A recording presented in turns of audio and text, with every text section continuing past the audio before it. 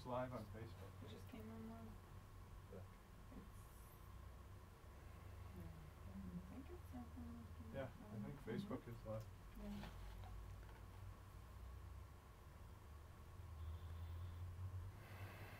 Yeah. Okay. Okay. We're live. Just having some technical difficulties. We're live on YouTube as well. Oh, okay. Okay. We're live on both Facebook and YouTube. Okay. We just got the confirmation. Yeah. That was fun. It's good. It gives people enough time to get on the show and get ready. Yeah. Spirit's guidance. It's just like, all right, let's make it spacious, and you don't know what anything is for. Let's not draw any conclusions here. Let's just breathe. Goose Fraba. Okay. Well, welcome everyone to Welcome. another episode of Modern Mystics. And yeah, maybe I'll just share about my experience this morning. Yeah, you should. Yeah, so I've been journaling a lot with this journal that my Jedi mind training master Jeffrey has given me last year, and he told me about journaling like a year ago when we were living in Mexico, and he was like saying how amazing it is and how you can really see all the patterns in your minds and in your mind as you like write down all your thoughts, and at the time, like some other suggestions, I kind of brushed them off. And the good thing is the Holy Spirit always brings whatever's helpful back to you. Yeah, you can never escape it.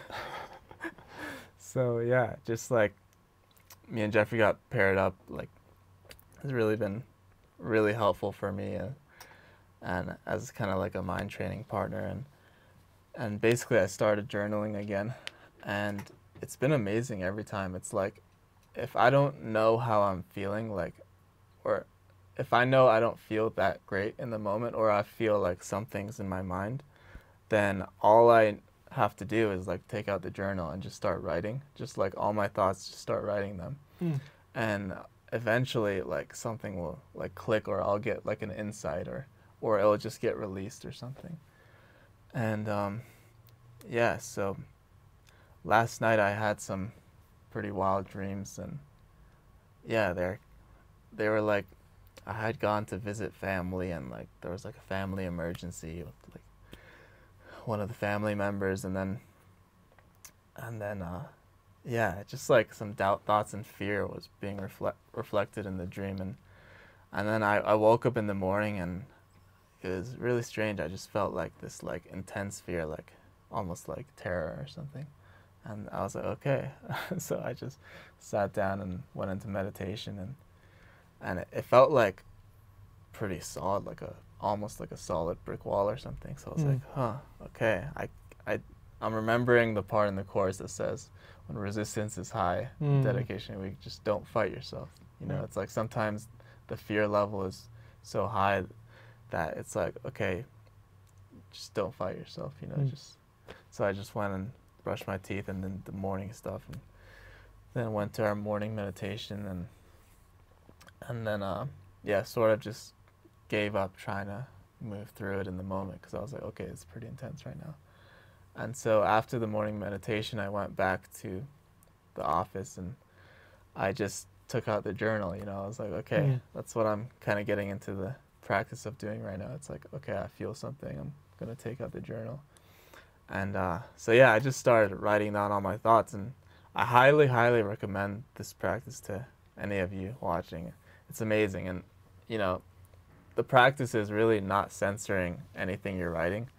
So I just started writing, and there were a lot of curse words and like whatever. It's like, okay, no censoring, and it turned from fear into like intense anger. So okay, I'm writing all these angry thoughts, and like I'm writing like a page full or something, like a lot of thoughts, and yeah, it was like going deeper and deeper down the levels in my mind. I felt like it was like just how I felt, and then things that I thought I wanted, and then even deeper to seeing like deeper things that I didn't know I even wanted that were in my mind.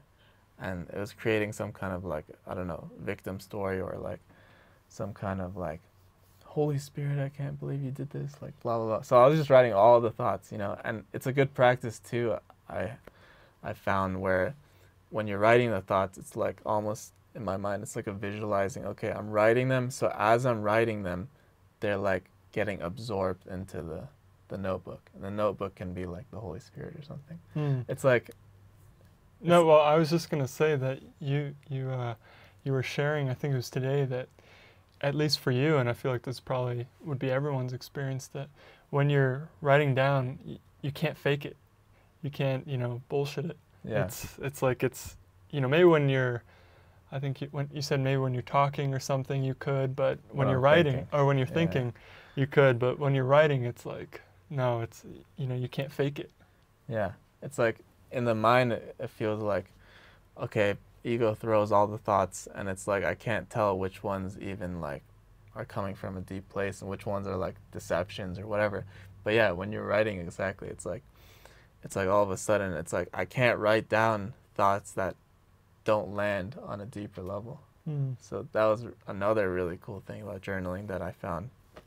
And so I was just writing, and I think of the scene in Harry Potter, and I don't know how many of you guys have seen the Harry Potter movies, but I don't remember which one it is, but he finds Tom Riddle's diary or something, and he's just Harry Potter, and he's just... It's the second. yeah, it is actually. So he's just writing in the diary, and I think he's like having conversation, but basically when he writes, the words like dissolve into the diary, and then he gets a response back.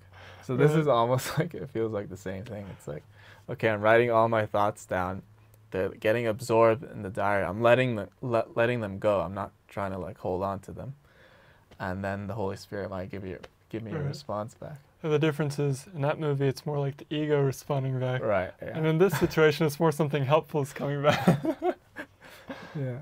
So yeah, I really poured all the thoughts I could that were really in my mind down on the paper, and then it's like I went through like a wave of emotions. It's like morning started with fear, journaling, it was anger, then it went to sadness, and then at the very end of the journaling, it went to fear. It's like it went from like, really, I'm so angry, to I'm scared, I need help.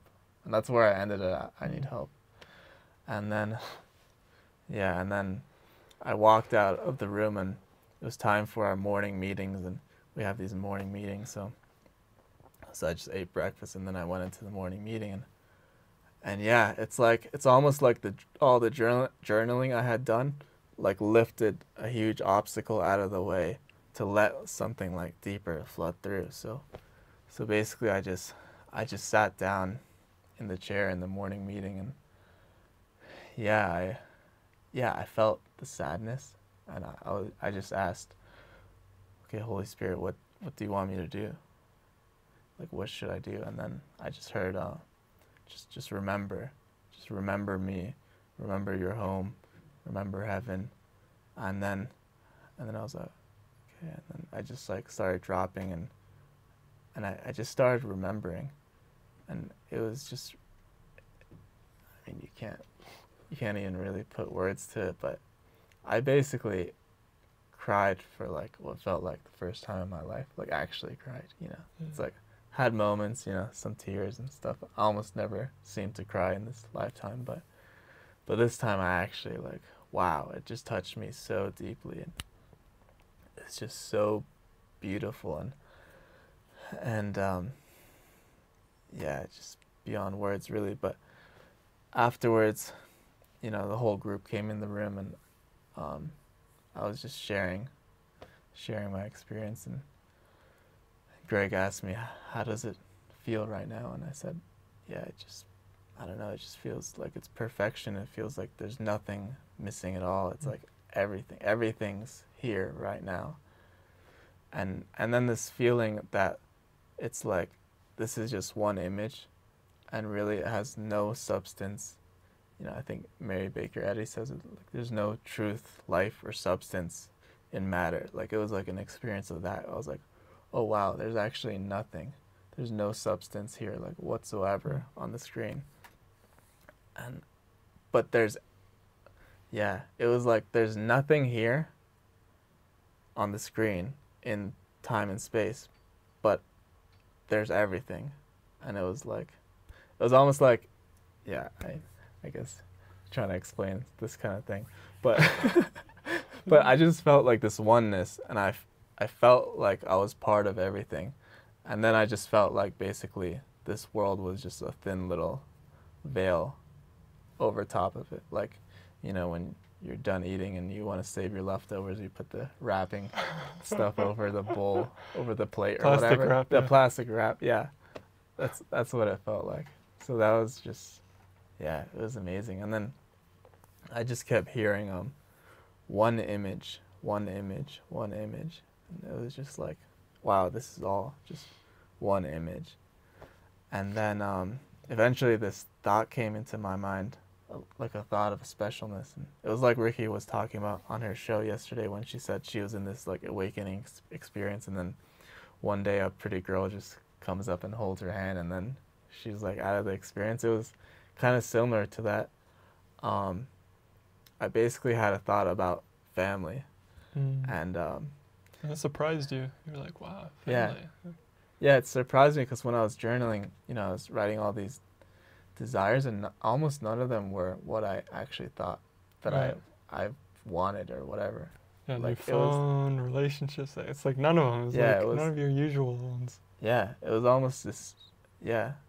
It was basically what I wrote down as the desire that I was journaling was more of something like some kind of fantasy of like creating my own heaven in the world, almost. It was like multi-millionaire, buy a big house and then have family nearby and hold these parties and we can all be together, and it was like some kind of like false association of like trying to recreate heaven or Yeah. something. Yeah. Yeah, so, but I wouldn't even have known that was there unless I started journaling to even get to that level in my mind, because there was like this other stuff that I didn't even know, Mm. like was blocking that. Yeah. Yeah. I mean, I feel like I want to share about my experience of witnessing you, because I also came in a little bit early to the morning meditation this morning, and I just, I sat down there, just getting ready for the meeting, just preparing my mind and just being in prayer, meditation, and then all of a sudden I start hearing this weeping, and I was like, oh my God, just because I was like, okay, I would normally hear weeping from certain ones, but it was like, wait, it's coming to my right, and that's where Andy's sitting. It was such a new experience for me, because you're right, like you're saying, in this lifetime, it seems like you haven't cried that much, or at least I haven't witnessed it that much. And then, yeah, just as you were, it just felt so incredible, like something felt so different and profound with it. And then when everyone came in later and Greg was asking you,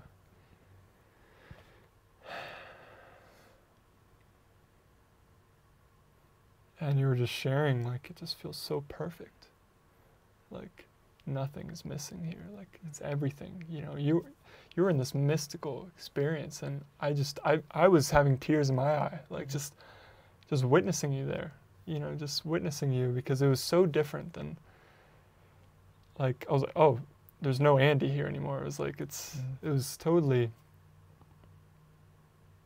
yeah, it was like I felt honored to actually, like, witness you in that experience. Like, it was like nothing will ever be the same. There was this real cracking through, this real, like, mystical experience and vulnerability and love, and I just, yeah.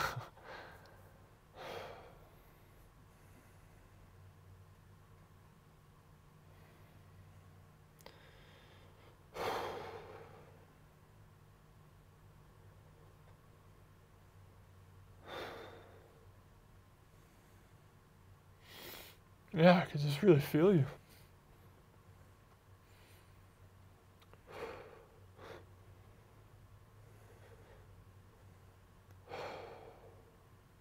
Yeah, it was profound. I was like, I don't know if I can put it into words, but just to you know, witnessing like my high school best friend in this like this, I don't know, I would say like advanced experience. It was just like for my mind and everything. It was like so expansive.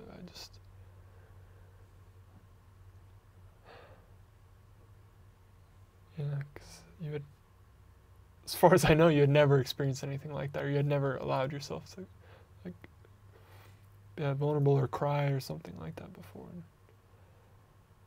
yeah, it was just, I don't know how to speak about it, but it was beautiful, it was profound. It's beautiful. Yeah, and when I looked over at you later, like, you looked completely different. It was like my prayer had been answered. Like, Holy Spirit, lift the past for my brother. Like, let me see him anew. And yeah, you just looked so beautiful. You know, it's like, yeah, like, I don't know. It's like you're radiant or something. It was like, yeah, it was like not Nicholas. Like not Andy and not Nicholas. Something had come through both of us. Yeah. Not even sure I've ever cried with you, actually. I read. Yeah. Yeah, and I was just like, you're beautiful. And Yeah, I felt. that's, you know, that's not something Andy would say. I was like, Andy's gone. This is like the That's spirit really coming through. Yeah.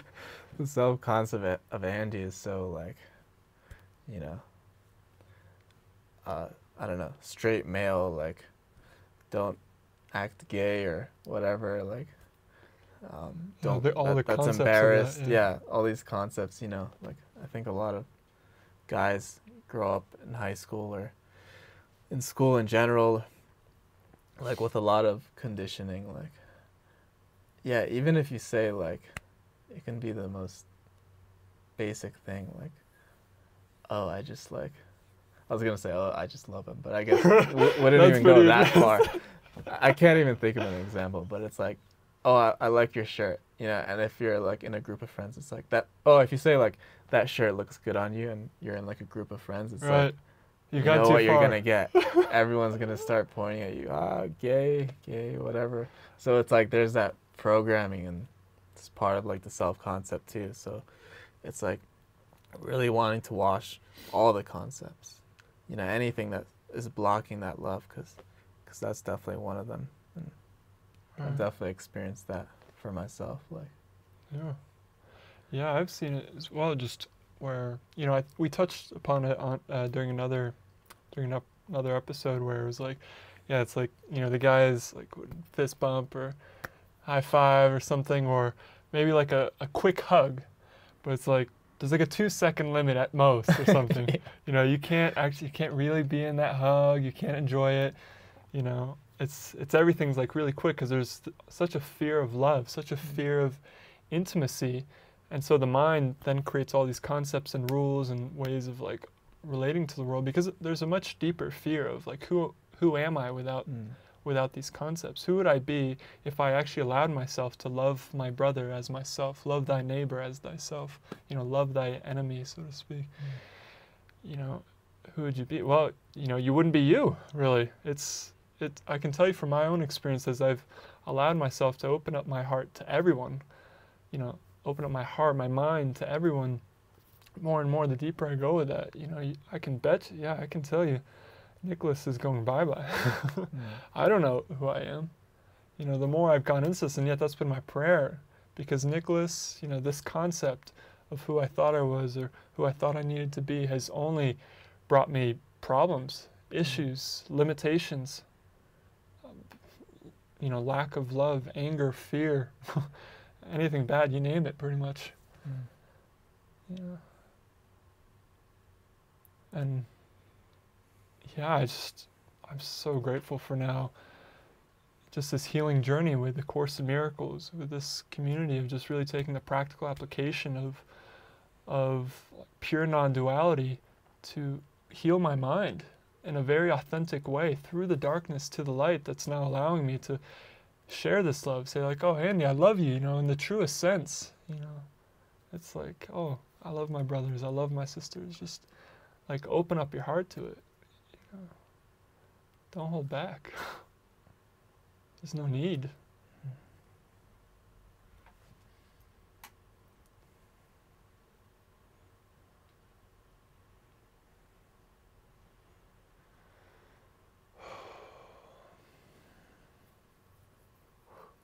Yeah. That was beautiful. I just remember, I mean, I don't know if I've talked about this on another show, but while we're at it, I just remember when I, first came to this community and, like my heart was really opening and all that. And I remember I came back to Maryland after it was like 4.5 months here of really like diving deep. This place has just been the symbol of like giving my life over to God, to Spirit. It's nothing to do really with a location, but it's symbolic of the purpose that, I've given my life over to. And when I came back to Maryland, I just remember that I think actually you saw most of it and you were like sharing with me, but I didn't really witness it fully myself, but there was all these like reflections. Oh, Nicolas has lost his marbles. Like, oh, he's lost it. He's gay. He's all these other things like, but I was just in my joy. I felt like I had light like beaming out of my eyes at certain times. I just felt like all these limiting concepts and beliefs, to that point that I was aware of had just been lifted, like this heavy vest. And so I just felt like this natural, easy smile coming upon my face. And, I just was giving everyone like big hugs and I was like really happy to see them. And I just remember people being like, whoa, like, especially after a year church, like, oh, right, okay, I guess I can see then. And people are like, oh, why is Nick so happy or something like that. But I just remember I had this experience. And then I just remember actually before, you coming here that like, sometimes I would end calls like, love you, Andy, just because I was so grateful for like the call and appreciative and I'd be like, bye, or like, love you too.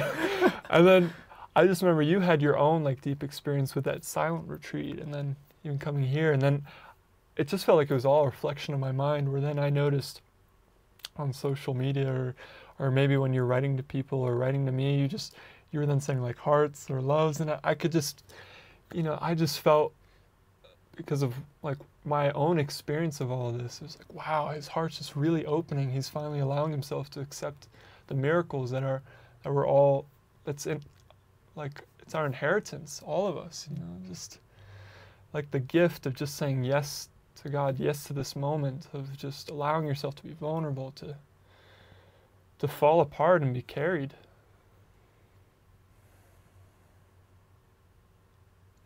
Following your heart, feeling an authentic sense of joy. More and more consistently. Yeah, I'm grateful for what I've been able to witness through, you coming here being like, in some ways a symbol of my past, but it's just been getting retranslated, like our blurb. Yeah. Let go of the past and enter the past. And that's my prayer, really, just to continue to wash away the self-concept that has anything to do with the past, or a past way of relating, or past way of seeing you, or anything like that. Because yeah, I remember those reflections of doubt that I got when you were really happy. And it's funny because we're only experiencing whatever's in our own mind. So Nicolas is over there like really happy, and he's not seeing any doubt reflections. But I was, because I wanted something different at the time. I was like, yeah, I was doing the millionaire thing, and and there's all this fear of love and everything. So the reflections basically showed all my doubts, and it's basically the ego trying to convince you like, oh, don't go near that happiness. Don't go do what he's doing or anything like that. And of course, it's not about what you're doing in form, and I never thought I would show up in community either. Yeah, actually, you're saying it was like the last thing you do, or something like that, entering the symbol, But yeah, what was it that shifted for you? Was it just that silent retreat, or? Yeah, no, even before the silent retreat. Well, I guess first thing was Yeah, I think, I don't know if I told someone or I just thought it, but I was like, yeah, I'm never going to that community or whatever. And that's like, that's the self-concept, you know, that's the self-concept talking. But eventually I kind of, I was doing the whole business thing and going through like failure after failure. And really it was like my mind stopping myself from getting any kind of worldly success because it knew the amount of delay that would happen if I actually achieved any of those like business deals or whatever. So something crazy would happen every time. Like, I think I told this story before, but it's just, I think it's beautiful. It's like me and my mentor was making like $500,000 a year, whatever. We went to this guy's house. He was about to be homeless in 7 days unless he sold his house. Like 7 days homeless. He had no money whatsoever, no savings, nothing. And basically, we came up with an offer, you know, something that we felt was reasonable. Like, okay, we would make some money by buying his house and fixing it up, and he would get money so that he can start a new life or whatever and not be on the streets. Because it's almost impossible to buy a house in 7 days. So it's risky, you know, it's whatever. So we sat down with him, and he even cried at some point. He like cried like, wow, I'm gonna go homeless or whatever. Like he was like emotional. So it would seem like, yeah. Anyways, so we would just be talking to him, and we gave him this number. It's like, okay, how about this much? And he was like, are you kidding me? Like, and then we're like, okay. So then we dropped it low. We dropped it higher. We raised it higher. We're like, okay, we'll buy your house for this much. And he was like, no. like as if we're like joking or something. And then we went so high that we would literally probably go bankrupt if we bought the house at any higher price. And he was still like, no. Yeah. And this guy's about to go homeless in like 7 days. I know, that's the... We're basically like his last resort, but he's just saying no. And that just goes to show that it's like, you can't go against like your purpose in life. You know, you can't go against the deepest desire of your heart, you know. And that's basically what I was trying to do. And I was pretty much conscious of it, honestly, because I was telling the Holy Spirit, you know, I was reading the course at the time, and I was even practicing lessons, watching David's videos, and I would tell the Holy Spirit, like, listen, like, here's the ego trying to bargain, right? It doesn't work. It's like, it's like, listen, I know this isn't what I really want, but let me achieve it so I can find out it's not what I really want. And the Holy Spirit's like, how about you listen to me? I already know what you really want. Bro, you gotta link up with God. It's like, I already know what you really want. You don't need to play out things that you don't need to play out. Because I'll show you exactly what you want, and I'll bring you right there. So instead of messing around, let's stop wasting time. I'm gonna speak through a homeless guy and say no to all your deals, even though, because it's like for the universe, you know, the almost homeless guy said no for the whole universe. Right. That's why I was even laughing, because even knowing the context of where the story, you know, because you had shared it before, it was like, yeah, it's like the Spirit using all the symbols. You can't even get someone who, in the world's terms, like needs the steal to even say yes to like stopping you from following your path. Even my 2 mentors that I had in real estate were trying to get me out of real estate. Like, maybe they weren't conscious of it. But, you know, one of them, he has hundreds of videos, business videos. I showed one before, and he put out a video like, what is true freedom? Right. And he basically says, true freedom is by following Jesus. And financial freedom is not true freedom. And this is a guy that I paid all this money to mentor me, and like, this is what he's saying. So it's like, are you getting the message yet? You know? And then the other guy I met up with, he was like 2 years older than me. He was like 24. And yeah, he was saying in some interviews that I listened to, he was basically saying you have to follow God's plan for your life, and that might not even be in business. Right. Like this guy who devoted his whole life to business, he's basically extending that you have to follow God's plan. You don't know if it's going to be in business or not. It doesn't matter, but you just have to follow God's plan. Yeah, he even said you might have a higher level than me. Like symbolically, like it's by going beyond this world that higher level, that above the battleground experience. Yeah. So when you showed me those, I was like, no way. Yeah. Actually, I could see it, but it was just amazing to see just how it plays out for everyone, like where it just becomes so obvious. Like the signs and symbols just keep pointing to one thing over and over again. I think you had mentioned it before where, yeah, it's like whatever the Spirit is prompting you to do, like that guidance will just keep coming back round and around and around until it's followed. It may look different, but it's the same lesson. I've experienced it myself. I've had different communication lessons, and I remember one at some point that I was just like, I don't want to speak to this. I don't want to speak to that. And so I tried pushing it away as hard as I could. And then next thing you know, like a month later, I'm like forced into it again, like in the sense that the situation kept showing up and showing up. I could go to a different location, same lesson. Go to this place, same lesson. It's like you can't avoid your lessons because they're your way out. The Spirit keeps bringing it. It's like you exist here. Until you learn this lesson, you'll never, truly be happy. This is just another block in the way. Just another obstacle that, if you just trust me, if you just follow me, I'll take you home. And you also mentioned something about help. Like you realized you needed help.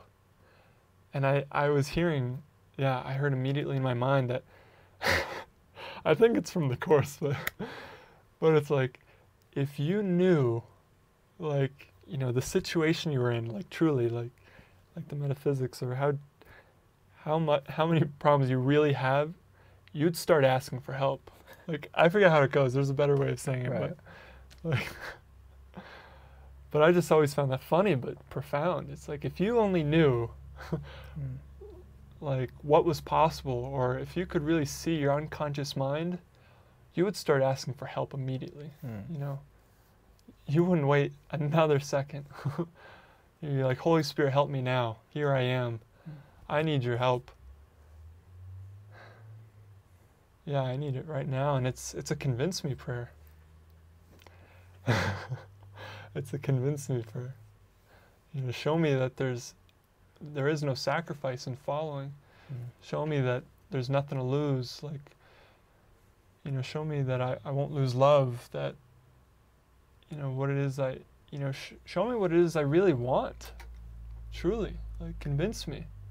We're not here to convince ourselves. That's the Spirit's job.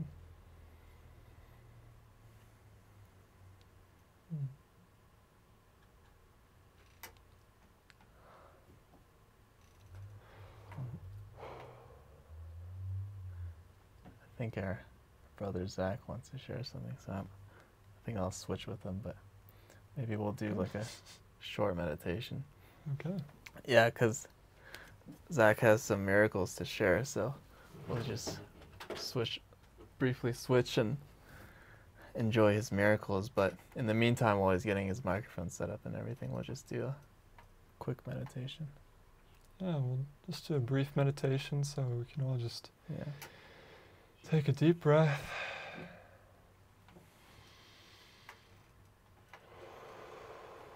Just take a moment. Let it all go. Just be here now.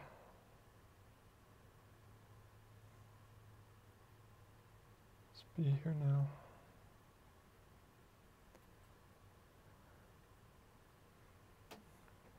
Just stay with me. Just stay in this place.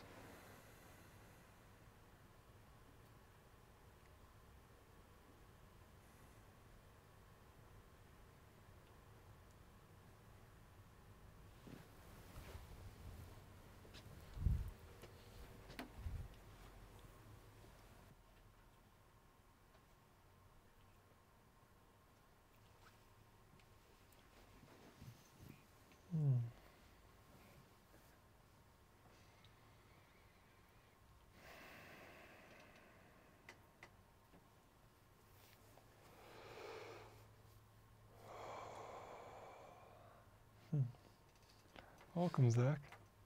So good to be here. It's Great to have you. Yeah, I just heard you guys talking about asking for help.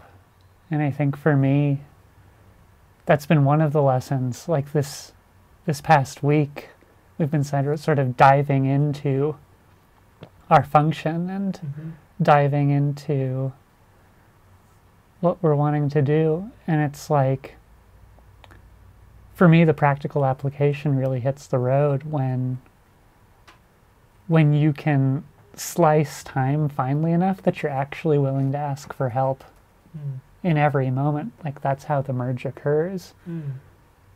And actually, it's like, it's even more of a practice for me when I'm doing something that I seem to be good at. One of the things I'm doing a lot of is recording some music for Svava. And I can just do that, you know, I play piano. Yeah, he's incredible. He's this amazing gift on the piano and in other areas as well. And so, for me, the juicy bit is like asking for help when I actually already know how to do the skill, and ask for help in discerning, like, what is it for, actually. Like, that's the juicy bit for me. Keeping clear on the purpose. It's like, purpose is the only choice. Without that purpose, none of what we do or anyone does really has any meaning. That's what we keep coming to. Yeah, I know. I know for me, it's been a focus on the relationships. Actually, it's like, am I being truly helpful here? From am I doing this to come closer together with the person I'm doing this with, or am I doing it to just like hide in my function almost? Just get something done. Just check off some to-dos. Yeah, I've been feeling you in that way. You've just been really, like, you know, pouring your heart into it and really going for kind of the relationships, the real heart connection. Like, just really, you know, fully putting your mind into these projects or functions, but really, like, using it as a backdrop for that deeper connection, for, you know, the healing. Yeah, I guess just one specific that comes to mind is when we were joining, I think it was yesterday, about like camera settings. Right, yeah, that was fun. And we were just messing around with the camera, and I guess you were messing around. I was just kind of listening. And it's like, I could see the temptation to be like, I'm not actually contributing anything. Like, that's a real easy way to spin, like, to get really into lack really quickly for me, is like, what am I contributing? But in that moment, there wasn't even a thought of that, because we were just having fun. Like, my part was listening in the headphones, and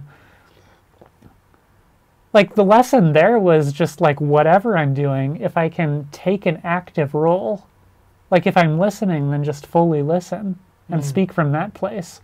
Like, no, we didn't fix the problem there. Or, yes, it's fixed. But I can't actually do that if I'm thinking about how I should be helping out more. It's like, in that place of like focusing on the relationship, all of the help becomes maximal, which is like, whoa. It feels really sparkly for me. You know, it makes me just think of, I think I'd shared this with Andy on one of our shows with Andy, third, fourth episode. It was pretty early on with our shows, and it was a lesson I was learning on that time about add-ons. And I remember, like, I was really, Mighty Companion was like, come on, like, stay with me here. And they were basically just helping me see what was going on, which was basically the gist of the lesson was, you know, do only that and trust that it's enough. You know, it's like we're not here to prove our worth. You know, show that we're better or that we're not worse. It's just about being present. Like, we are the gift. There's nothing more you really need to do. It's like, it's this listening and following, but it's not like there's like a pressure, there's an extra bit you have to do. It's like, all right, Spirit, I get I'm the gift, but now I need to also do this. It's like, no, it's just following the Spirit. The Spirit's using you as you are, right where you are. And that's it, really.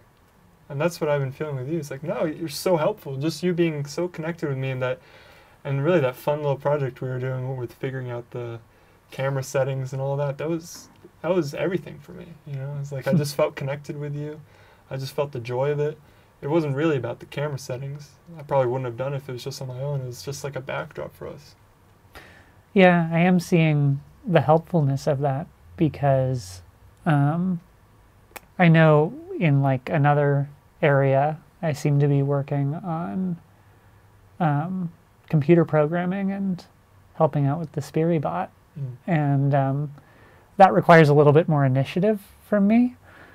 And it's so easy for me to like try and take personal credit or look at what my collaborators are doing and judge that. And it's like a constant practice. Like, no, what is this actually for? Like, if I do something from a place of wanting to be better, then is it really worth it at that point? Because I miss out on on what I actually want, which is that connection. Like that connection I feel when I feel it with someone else here or with the Spirit directly. It's like, that's what pops me out of the lack. That's what pops me out of like the thought spinning, just going right toward what is it actually that I want? I know that's one of Jeffrey's favorite questions over there from setting the goal from the course. And it's like, if I'm actually honest with myself in sort of the way that Andy was talking about, like how he was talking about how journaling can get you in touch with what you actually want. Like you can't really lie there. Hey, Andy.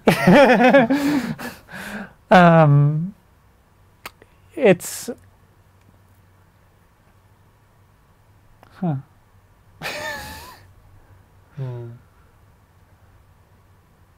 there was an end of the sentence somewhere, but it's gone now.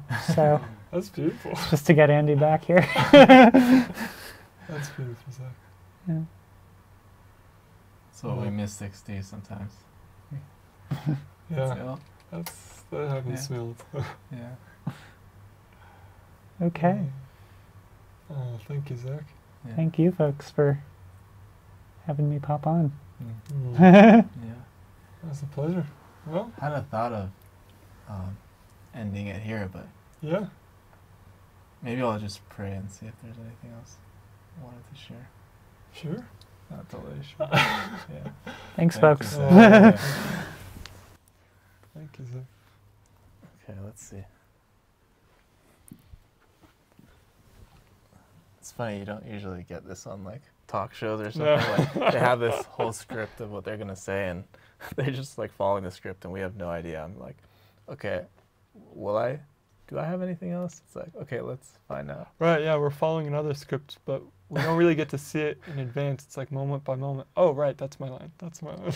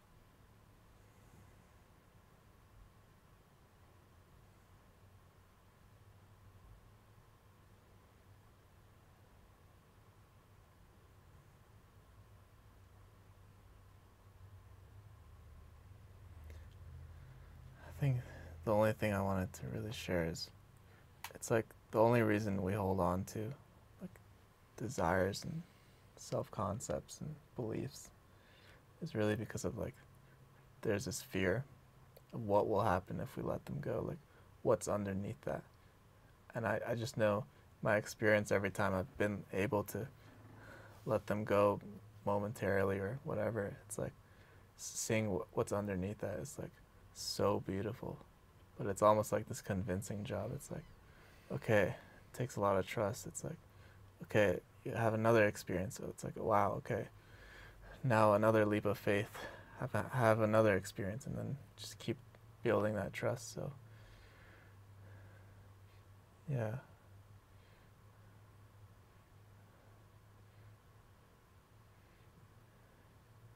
I even noticed for myself that,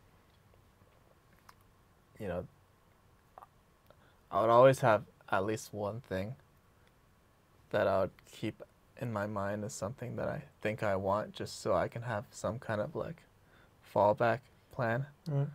But it's like, it's those moments where you can let go of even that one thing or however many things it is. And then you just kind of like fall back and into that beautiful experience. But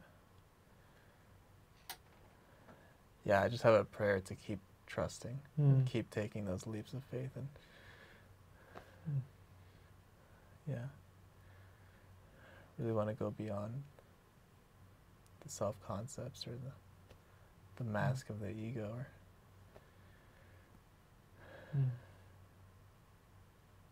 I think I want to continuously see what is it that I really want, and be in touch with that as much as possible.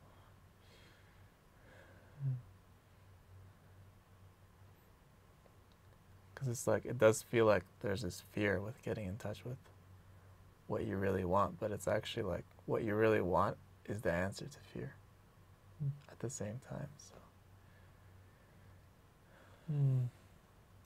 Yeah, I join you in that prayer.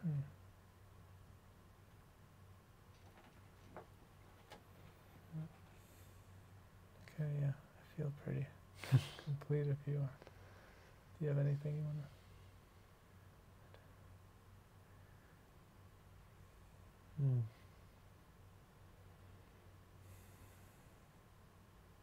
No, that feels beautiful.